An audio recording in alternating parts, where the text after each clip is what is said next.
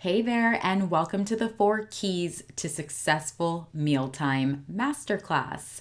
I'm so glad that you've taken the time to join me today in learning about the critical aspects of your little one safely and successfully transitioning to solid foods. And I know that you're taking time out of your day, and I just really want to celebrate you for making this a priority. It really speaks to how you want the best for your little one, and this is a really big milestone, and I know that there can be a lot of fear and anxiety surrounding it. So kudos to you for making this a priority and taking the time to learn about this major milestone. Now, before we get going, I just want to take a moment to introduce myself for those of you who have absolutely no idea who I am. My name is Nicole, and I'm a mommy. I am also a pediatric occupational therapist. That means that I have my master's degree in occupational therapy, and I'm a licensed and practicing pediatric occupational therapist.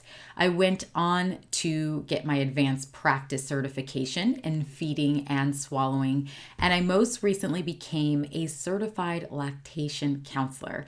So when it comes to feeding your little one, I've totally got you covered. So you might be wondering, do I really need this masterclass? Don't kids just sort of figure out how to eat on their own eventually? Now, while I wish this was the case, I actually have a very alarming statistic to share with you, and that is that up to 45% of kiddos have a feeding disorder or are picky eaters. I mean, that's pretty alarming, right? That means that statistically speaking, your child has a 50-50 chance of having either a feeding disorder or becoming a picky eater.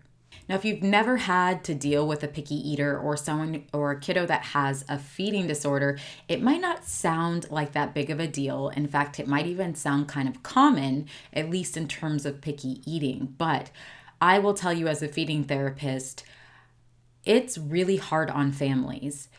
You know, when meal times become a struggle at home and parents are tearing their hair out and they're crying and babies crying, it really takes a toll on the family unit. And this statistic actually fueled me to teach on this subject, and I've become so passionate about it because I don't want any family to be in that position. Mealtime should be fun. It shouldn't just be fun for a little one, but it should be fun for the entire family. So some good news. The good news is that research indicates that there are some critical windows. So between the age of 4 and 6 months old, we can actually help shape our children's palate to be more healthful. That's pretty cool, right? We have the power to help our children choose healthy food options. I think that is an amazing piece of research that has come out and something that we should totally take advantage of if we can. So on the other hand, research is actually indicating that if we delay offering solid foods to our little ones, there's an increased risk of your baby becoming a picky eater or developing those feeding disorders we were talking about. And that time period is around 9 months of age. So this is why I advocate for the infant-led weaning approach, or, more popularly known as the baby-led weaning, because typically kiddos are showing these readiness signs around 6 months of age, and we will jump into that in just a moment. But I just wanted to share how powerful that is, right? The combination of allowing our little one to start solid foods around that 6-month mark to help shape their palate to be more healthful and to decrease the risk of them becoming picky eaters and or developing a feeding disorder. The big question is, how do we do this? How do we safely and successfully transition our little one to solid foods and ensure that, we're setting them up for healthy eating habits and setting them up for that decreased risk of picky eating and or feeding disorders? So in my years of working as a feeding specialist and in the many courses I've consumed around this topic and the research articles that I've been able to read, I've kind of broken it down into 4 critical aspects. These are the 4 critical aspects that you need in place to safely and successfully transition your little one to solid foods. And I like to refer to these aspects as the ropes. So we've got readiness signs, we've got oral development, we have proper positioning, and we also have starter foods and signs of stress. So I'm going to run through each of these individually so you can understand them a bit more deeply, and you can kind of see how they come together cohesively to get you to that point of safely and successfully transitioning your little one to solid foods. All right, so readiness signs are first up. And before we jump into the readiness signs, I just want to let you know that, as I sort of mentioned before, your little one should be very close to, if not 6 months or older. And the reason for this is research kind of indicates that this is around the point that your little one's gut matures. If you're offering solid foods much before the 6-month mark, they may have a difficult time digesting table foods because their gut is still relatively immature. Now, research has a hard time pinpointing the exact time in which that gut maturation actually happens, but 6 months of age tends to be the general consensus. All right, so there are 4 main readiness signs that we're looking for before beginning solid foods with your little one. And what's cool about this is typically these readiness signs sort of all come together around the 6-month mark, so you don't have to worry about it too much. It's kind of great how nature and nurture just work themselves together, and these pieces kind of come simultaneously. So the first major readiness sign that we're looking for is an eating awareness and interest. And I would actually argue that this is probably one of the most important readiness signs, because this readiness sign is completely internal. What do I mean by this?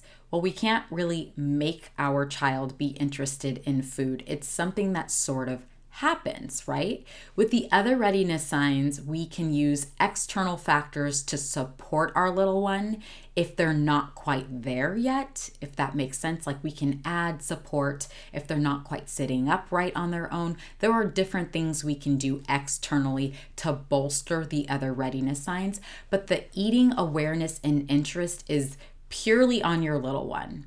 Now, of course, we can encourage this by bringing them to the table during mealtime, by modeling what eating healthy foods look like. But why the eating awareness and an interest is so important, in my opinion, is because this is how babies learn any skill. The motivation has to be there, right? So if you think about when your little one learned how to roll over or sit up on their own, or maybe grab a toy that they really were curious about, it's because they were motivated to do those things. They were really curious or interested in that toy. So they practice reaching for that toy over and over and over again until they were able to grasp the toy and maybe bring it to their mouth. Motivation is key. And even if you think about us as adults, anything that we learn to do and that we master, it's because we were motivated to do so.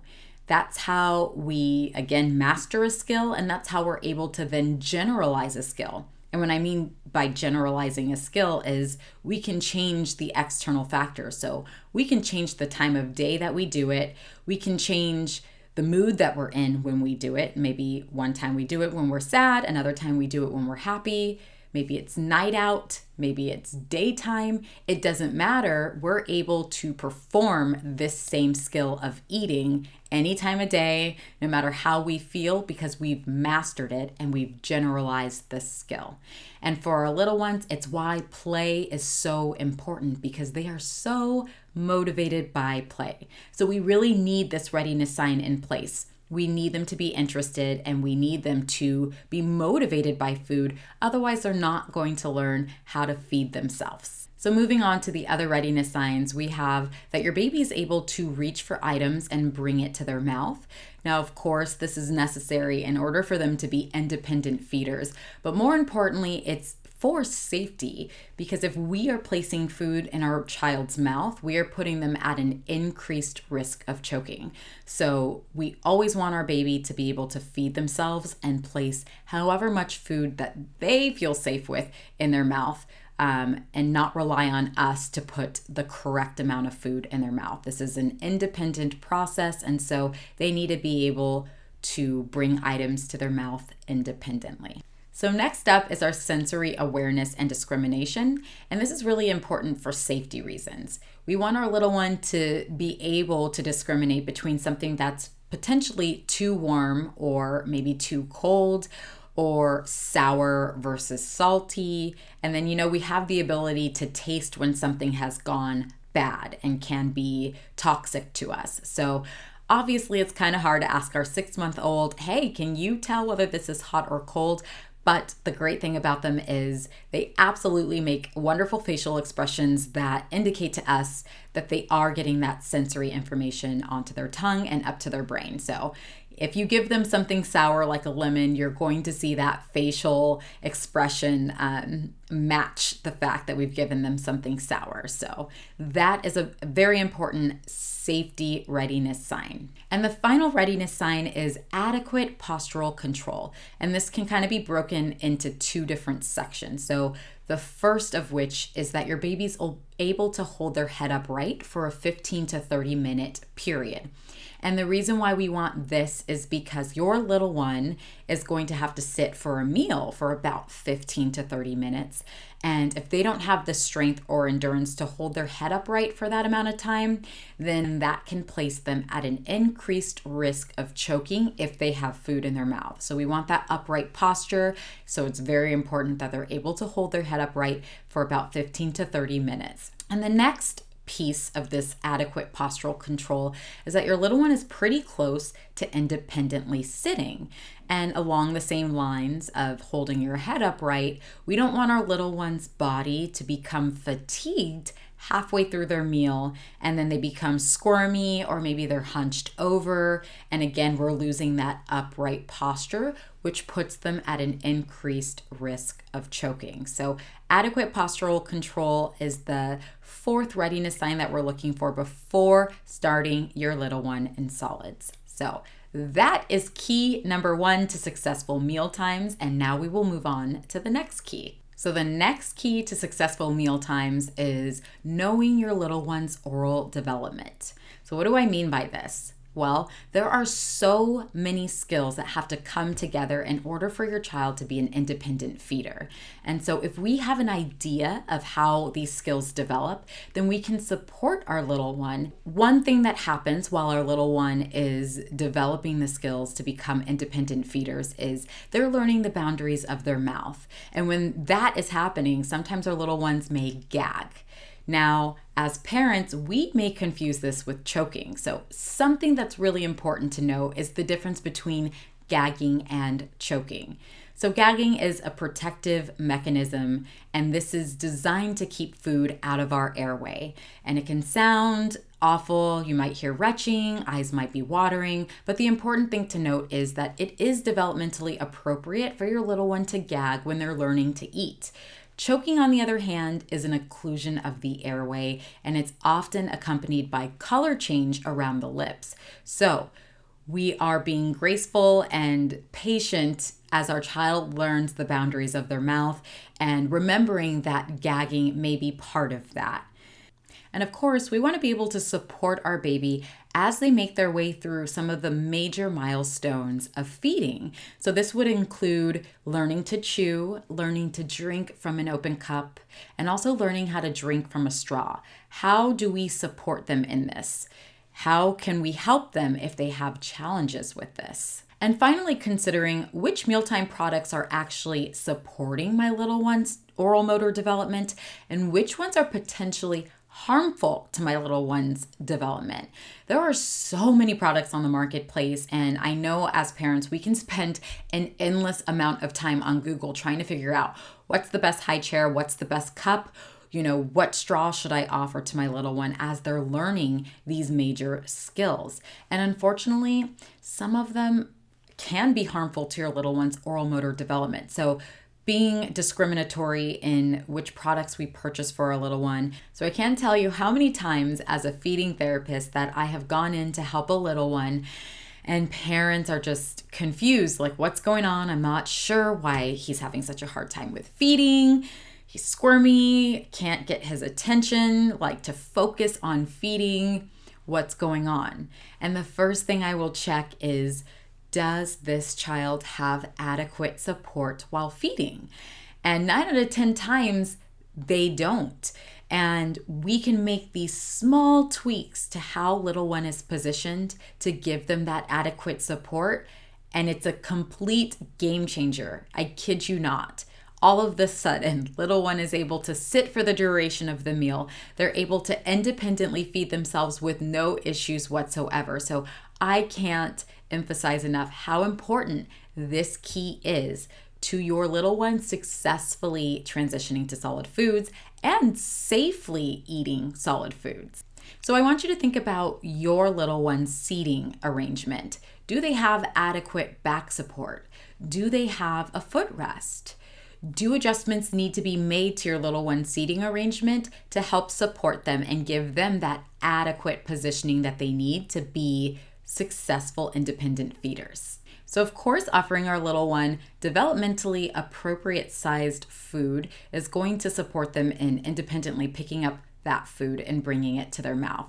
So of course, when they're just starting out, we're going to do those long strips because your little one's using a raking motion and they need those longer strips to be able to independently grab it and bring it to their mouth. And as your little one's oral skills develop and their fine motor skills developed, we can move to smaller pieces of food as they'll use their pentagrasp to pick it up and bring it to their mouth. So next is thinking about the presentation of the foods that we're offering and the textures of those foods. Can we modify it so that way baby is successful in being able to pick it up? So are there ways we can modify how we present a slippery food so that way baby doesn't get frustrated and they're able to successfully pick up that food and bring it to their mouth? And of course, we have to think about which food should we absolutely be avoiding when first starting solid foods. And finally, being educated on allergens. So knowing which allergenic foods to offer and when to offer them to your little one, as these recommendations have shifted over the years.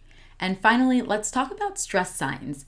Now, when your little one is first learning to eat, it can be easy for your baby to become overwhelmed because there's so much going on and they're trying to process this all at one time.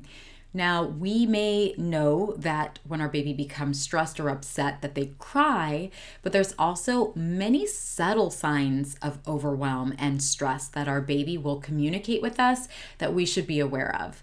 Now, one of these subtle signs is called gaze aversion.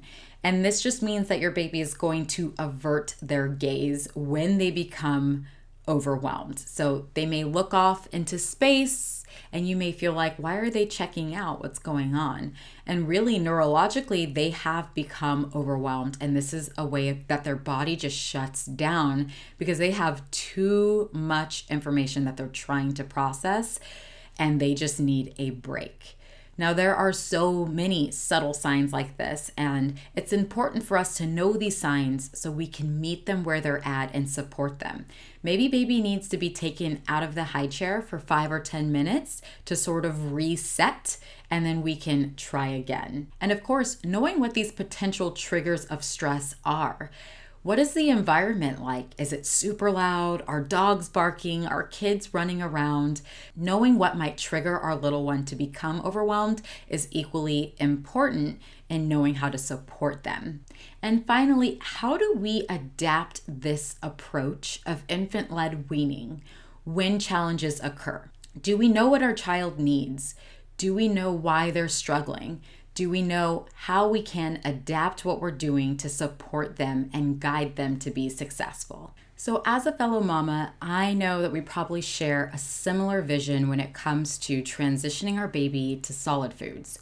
We want them to be safe. We obviously don't want to experience any choking. But more importantly, we want mealtimes to be enjoyable. We picture that our little one grows up to at least demonstrate a willingness to try new foods, that generally they're pretty healthy eaters, that we avoid the crazy picky eating in which our child only eats chicken nuggets with French fries and ketchup, otherwise it is meltdown city. I know that we share this vision as moms. But unfortunately, some families don't have this reality. They didn't start with these solid foundational pieces in place to set their baby up to be successful, healthy eaters for many years to come. And I am very passionate about giving families this experience, about guiding them to this experience, where mealtime together is a joyful bonding experience, not a tearful, stressful mess. So this is why I've created Foundations for Feeding, and it's a 90-minute virtual course in which we dive much more deeply into the ropes that we've just discussed. So those 4 keys to successful mealtime. We're talking more deeply about these readiness signs, more deeply about oral development and what you need to support your little one as they hit these little mini milestones on their way to independent eating. We talk about adequate positioning and support. We talk about those stress signs, those subtle stress signs that your baby might be showing and what you can do to support them when it happens. How do we adapt the baby-led weaning experience when it's not going right? And of course, we're going to dive much more deeply into the starter foods. So, what are the best foods to offer your little ones? Which ones do we absolutely avoid? How do we cook them? How often do we offer them? When in the day do we offer them? All of these important details are packed into the Foundations for Feeding 90-minute online course. What I love about this course is it's go at your own pace. So messy bun at home in your pajamas. You can watch this from your phone, from your iPad, or your computer. It's mobile responsive. You can do it all in 90 minutes or take it in bite-sized chunks as you see fit. And the bonus section is pretty amazing if I do say so myself. You're gonna get video footage of babies from around 6 to 10 months of age that are learning to eat, so you can see exactly what to expect when your little one hits this milestone. In addition to this, I actually do an interview with another mommy and also occupational therapist who specializes in feeding. And she talks about her challenges with baby-led weaning and how she had to adapt this approach to meet her child's needs when he was struggling with this infant-led weaning approach. If that's not enough, we are giving you healthy mealtime recipes for the entire family. No short order cooking. This is all about making it simple and easy and, modeling these healthy behaviors for little ones. So if you're like, what do I cook? How do I get started? I've got you covered. We've got recipes in this bonus section. And finally, I've actually created, I'm really excited about this video, a video on how to help your baby gag less. Because some babies are going to gag much more often than others. And I tend to find that the parents of kiddos who gag pretty often are a little worried about it and they're not quite sure what they can do to help their little one. So there's actually 3 really easy activities that you can be implementing in your day-to-day to help your baby gag less and to help move that gag reflex back. There's actually a couple of other great bonus features when you sign up for Foundations for Feeding. But in the interest of time, I want to talk about my favorite aspect of Foundations for Feeding, and it's community. Community is at the heart of Kids OT Help. It's a big part of my why. And I love this quote that says, "The need for connection and community is primal, as fundamental as the need for air, water, and food." And I believe this with my entire heart. And I know that the mamas that I've connected with over the years also value this. They value community. And it just becomes more and more apparent to me the more time that goes on, how important community is, especially when you're a new mommy. So when you join Foundations for Feeding, you will have lifetime access to our exclusive community. And this is where you can connect with other mamas from all over the world, literally all over the world, and see what's working for them and what challenges we've all faced as we've gone through this and learn from one another. And of course, I'm in this community regularly, so I will be here to support you and guide you when questions come up. I will literally hold your hand and help walk you through this entire process, ensuring your success. This isn't I take this course and I'm on my own. No, I am with these mamas every step of the way, and I will be there for you every step of the way too. And finally, I just want to toss this awesome extra bonus on top because I really appreciate you taking the time to learn about this important milestone and showing up. It means a lot to me. So if you sign up, I will be gifting you a 20-minute private consult that you can use at any point in your journey of transitioning your little one to solid food. So if a challenge comes up and you want to jump on a Zoom call so I can see how your little one is doing, or you just want to talk through potential challenges or maybe even recommendations, strategies, techniques, I've got you covered. You will have your 20-minute consult with me that you can use at any point you feel necessary. I'm so excited for you to join the Foundations for Feeding community. It's an awesome group. We're so supportive of one another, and we literally have each other's backs. And I want you to join this family. It's a beautiful one. And I also want to make it as accessible for you as possible. So I do offer a payment plan. You can get started today for as little as $75. Or you can pay in full. It's $197 if you just want to pay in full, or 3 payments of $75 monthly. Now, if you have any questions about this or you want to talk to me directly, you can email me. My email address is in the description box below. And if you're ready to sign up or you want to learn more, the link to join Foundations for Feeding is also in the description box below. Drop me any comments that you have about this masterclass. I hope you found it so helpful. And I sincerely, from the bottom of my heart, am looking forward and feel honored to guide you into safely and successfully transitioning your little one to solid foods and establishing these healthy habits for eating for a lifetime. It's so important, and I look forward to seeing you inside of our community. Thank you again so much for taking the time today, and I will see you in our community. Bye.